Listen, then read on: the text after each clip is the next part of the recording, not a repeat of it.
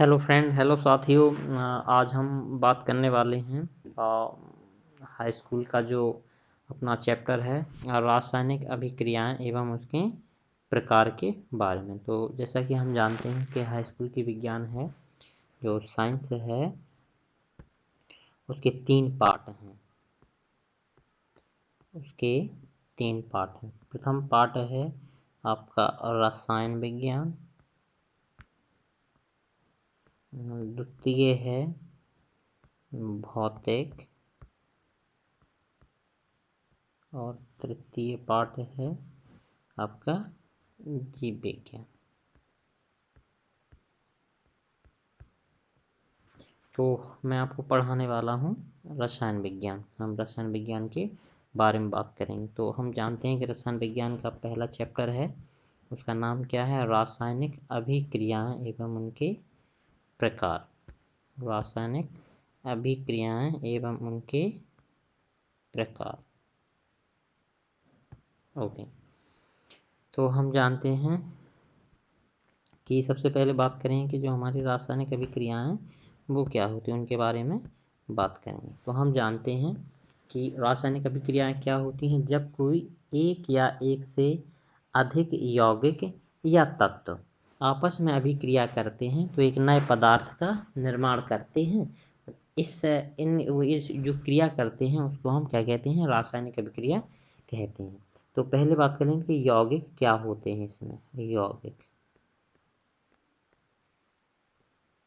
यौगिक के लिए हम बोलेंगे कि जब एक या एक से अधिक तत्व एक निश्चित अनुपात में संयोग करके यौगिक बना लेते हैं।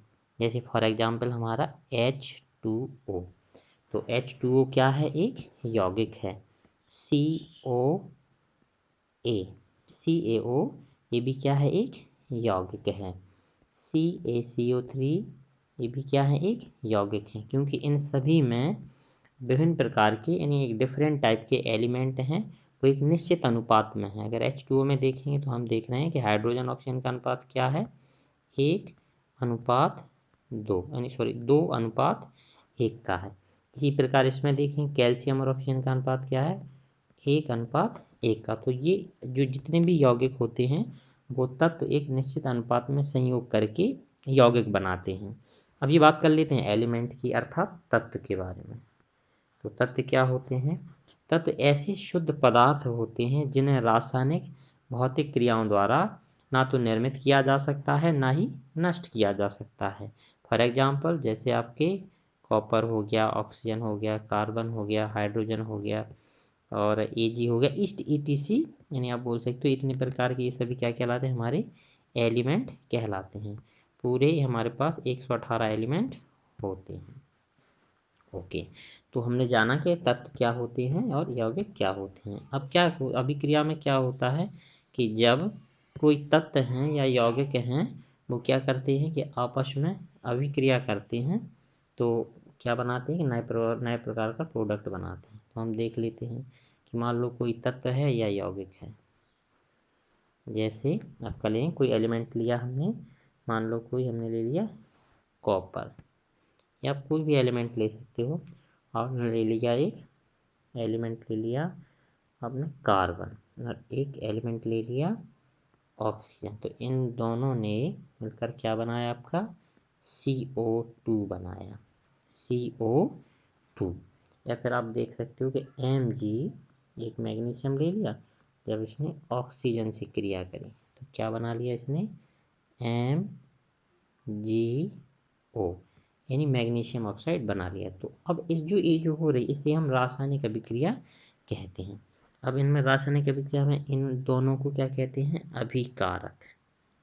इनको कहते हैं अभिकारक।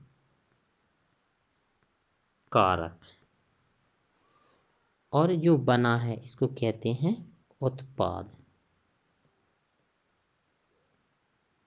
किसी भी रासायनिक अभिक्रिया को लिखने का ये सही ढंग है कि आपको जो इधर कर रहे हैं अभिक्रिया वो तीर के इस तरफ, और जो प्रोडक्ट बना है उसको हम तीर के इस तरफ भी करना होता है। अब एक चीज़ का और ख्याल रखना पड़ता है इसमें कि जो समीकरण है वो बैलेंस होना चाहिए। तो हम यहाँ पे देख रहे हैं कि यहाँ पे ऑक्सीजन के 2 थे, इधर एक ही है। तो तो इसमें भी 2 से गुणा कर देंगे और इधर भी 2 से कर देंगे, तो हम देख रहे हैं कि ये हमारा प्रोडक्ट है वो क्या हो जाता है, बैलेंस हो जाता है। कैसे? और जो आपको संतुलित करने का जो विधि होती है उसे आप बोल सकते हो कि अनुमापन की, अनुमापन की। जैसे यहाँ पे MgO बना 2MgO, तो हमको कुछ नहीं करना, इधर देखना है कि इधर एलिमेंट के 2 मॉलिक्यूल थे, इधर एक, तो हमें क्या करना, 2 से इसमें कर देंगे, 2 से, तो ये क्या बन जाएगा 2MgO। तो ये जो होती है इसे हम कहते हैं अभिक्रिया। चलो अब बात कर लेते हैं अभिक्रियाओं के प्रकार के बारे में। तो अभिक्रिया के प्रकार निम्नलिखित प्रकार होते हैं, या बोल सकते हो अभिक्रियाएं निम्नलिखित प्रकार की होती हैं।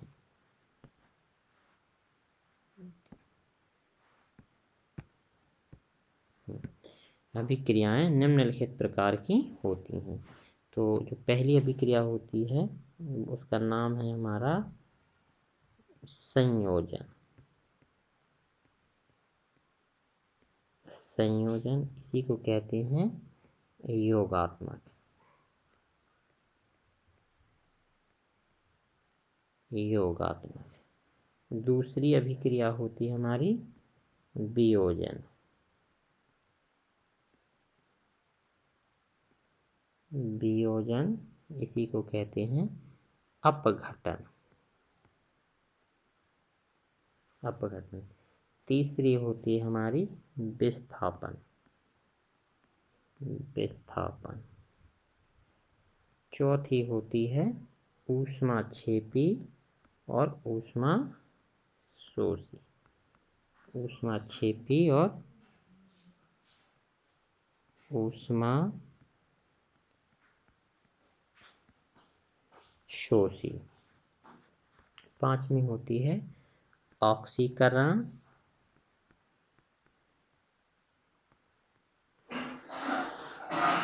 कॉमा अपचयन। अपचयन। और लास्ट वाली होती है हमारी क्या, उसे बोलते हैं रेडॉक्स।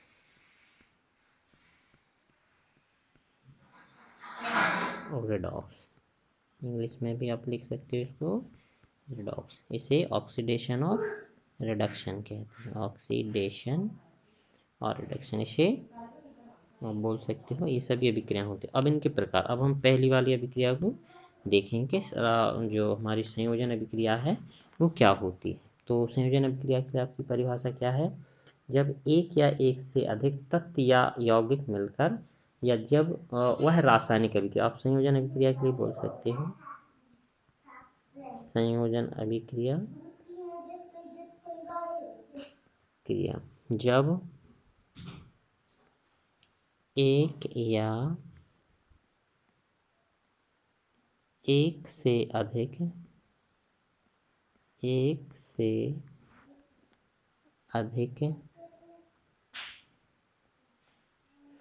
तत्व या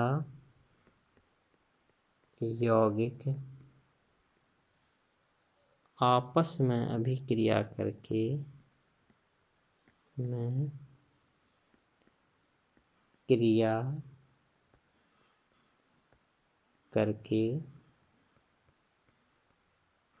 एक नए पदार्थ का निर्माण करते हैं तथा इसमें कोई सह उत्पाद नहीं बनता है, संयोजन अभिक्रिया कहलाती है। तो अगर एग्जाम्पल लेना चाहे तो हम इस तरीके की आप याद रख सकते हो कि मान लो एक ए नाम का एलिमेंट था या तत्व था, एक बी नाम का एलिमेंट था। इन दोनों ने आपस में संयोजित होकर क्या बना लेते हैं, ए बी नाम का प्रोडक्ट बना लेते हैं, उत्पाद बना लेते हैं। ये क्या है, हमारे अभिकारक। तो इस तरीके की हमारी अभिक्रियाएं क्या कहलाएंगी, संयोजन अभिक्रिया। अब बात कर लेते हैं एग्जाम्पल के बारे में। फॉर एग्जाम्पल जैसे मान लो, जैसे जब मान लो आपकी NaOH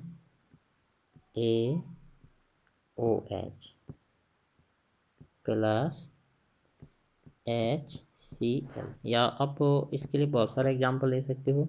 आप ऐसे ही बोल सकते हो कि आपस में जोड़कर, तो आप देख सकते हो कि ये सभी बहुत सारे मतलब, जैसे आप इसका भी ले सकते हो, बहुत सारे हो गए, जैसे Mg प्लस O2, तो ये हमारा क्या बन जाता है, MgO।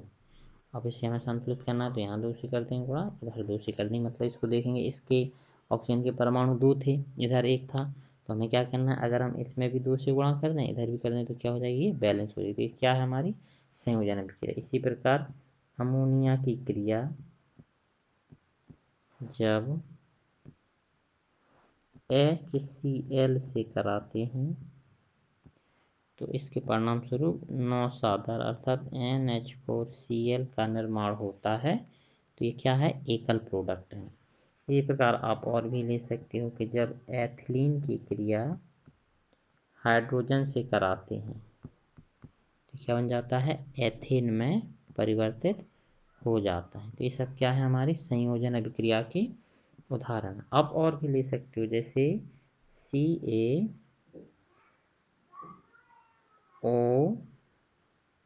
प्लस H2O, तो क्या हो जाएगा, ये हमारा CaOH का होल्टेज। तो ये सभी क्या हमारी संयोजन अभिक्रिया के उदाहरण हैं। अब बात कर लेते हैं वियोजन अभिक्रिया के बारे में, कि वियोजन या अपघटन अभिक्रियाएं क्या होती हैं। तो दूसरे नंबर की रिएक्शन हमारी वियोजन अभिक्रिया, वियोजन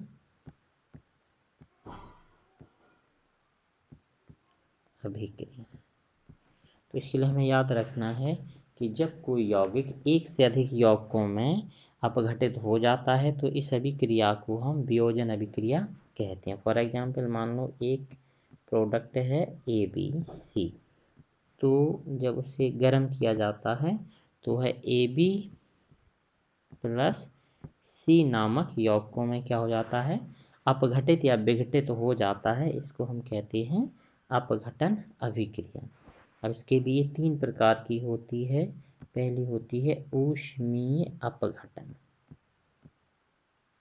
ऊष्मीय अपघटन। दूसरी होती है हमारी प्रकाशिक अपघटन, प्रकाशिक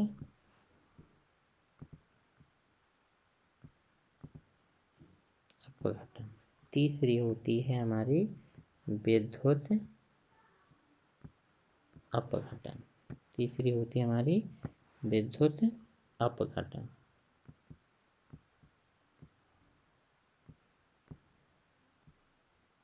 ओके, तो जो हमारी वियोजन अभिक्रिया है, या इसी को हम अपघटन भी कहते हैं, ये 3 प्रकार की होती है, ऊष्मीय अपघटन, प्रकाशिक अपघटन और वियोजन अपघटन।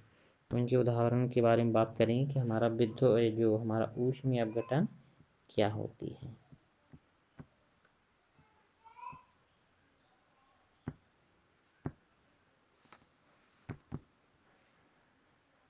ऊष्मीय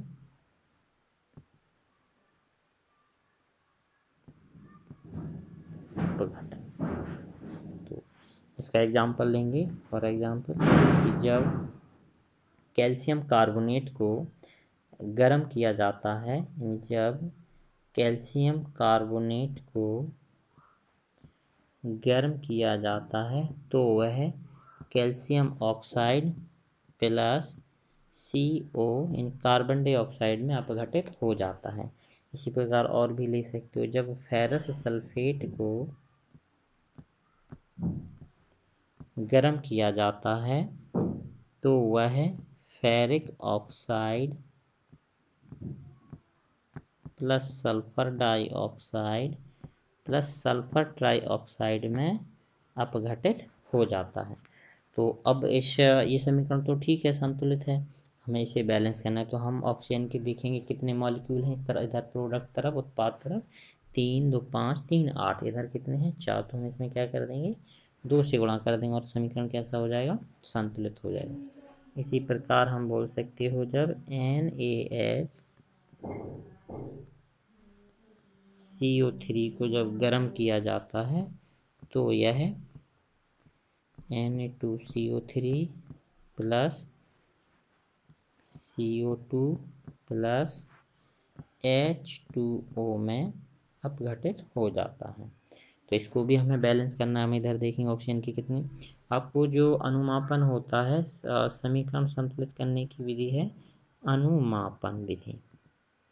तो अनुमापन में क्या करना है, हम देखेंगे कि कोई एक अणु लेंगे या जो कॉमन वाला लेंगे, कॉमन का मतलब है कोई हमें ऐसा एलिमेंट लेना है जो अभी कारकों में सभी में प्रेजेंट हो। तो हम यहाँ पे देख रहे हैं कि जो ऑक्सीजन है वो सभी तीनों में बना है, 3 प्रकार के जो यौगिक बने हैं उन तीनों में क्या हुआ है, ये है। तो हम अब तीनों प्रोडक्ट में जो उत्पाद हैं उनमें उसकी संख्या देखेंगे। यहाँ देख रहे हैं यहाँ ऑक्सीजन 3, यहाँ 2 5 और एक 6। तो इधर कितने हैं, तो 3 है। तो अगर हम इसमें 2 से मल्टीप्लाई कर दें तो क्या हो जाएंगे, ये बैलेंस समीकरण क्या है, संतुलित हो जाएगा। आइए चेक करते हैं कि Na की संख्या 2, तो Na2C की संख्या 6, तो 3 2 5 और एक 6, हाइड्रोजन संख्या 2, तो क्या हो गया, ये समीकरण कैसा हो गया, बैलेंस हो गया। कार्बन की संख्या 2, यहाँ कार्बन क्या हो जाएगा हमारा, एक यहाँ पे है एक यहाँ पे है, इस तरीके से क्या हो जाता है, बैलेंस हो जाता है। तो ये हमारी अभिक्रिया कैसी थी, ये हमारी थी वियोजन अभिक्रिया ऊष्मीय अपघटन। अब बात कर लेते हैं प्रकाशिक अपघटन की। दूसरी हमारी प्रकाशिक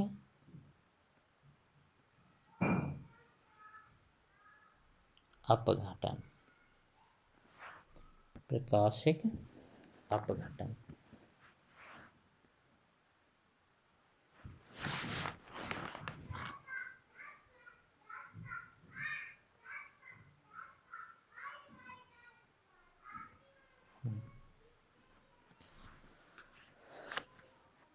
जब कोई यौगिक सूर्य के प्रकाश की उपस्थिति में एक से अधिक यौगिकों में अपघटित हो जाता है तो उसको हम प्रकाशिक अपघटन कहते हैं। तो इसके एग्जाम्पल हैं, जब सिल्वर क्लोराइड को